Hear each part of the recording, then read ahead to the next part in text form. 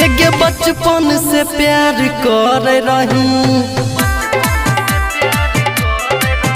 हेगे बचपन से प्यार कर रही, अब दिल के तोड़ देली। पगला के अपन पागल के हाल में छोड़ देली। पगला के अपन पागल के हाल में छोड़ देली। हेगे बचपन से प्यार कर रही, अब दिल के तोड़ देली।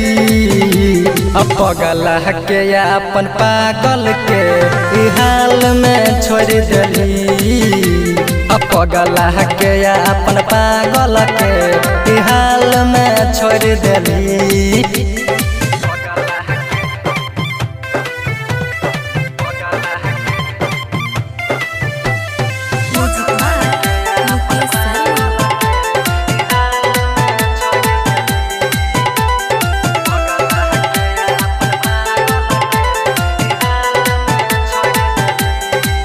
हेगे गरीब समझ के हमारा दाई दिली धोखा, अमीर बन के देखाई देती हम दिलही नहीं मौका। हेगे गरीब समझ के हमारा दाई दिली धोखा, अमीर बन के देखाई देती हम दिलही नहीं मौका। हेगे दिलही न मौका। दूसरा के संगे रिश्ता, दूसरा के संगे रिश्ता, हेगे जान जोड़ लेली।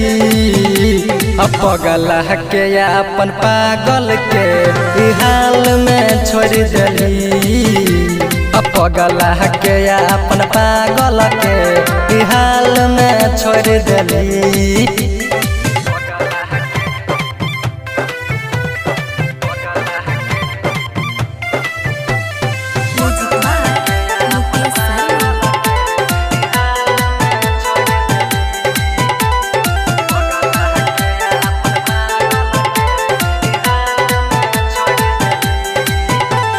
गोपाल अमित के रानी जान के तुम आइली, बादा जे करने रही पगली ओकरा नहीं गेनी भैली। शंकर अमित के रानी जान के तुम आइली, बादा जे करने रही पगली ओकरा नहीं गेनी भैली। हेगे ओकरा नहीं भैली।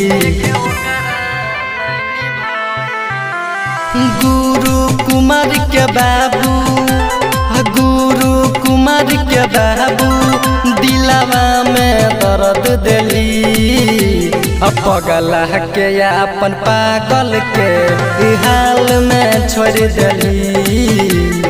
पगला के अपन पागल के हाल में छोड़ देली।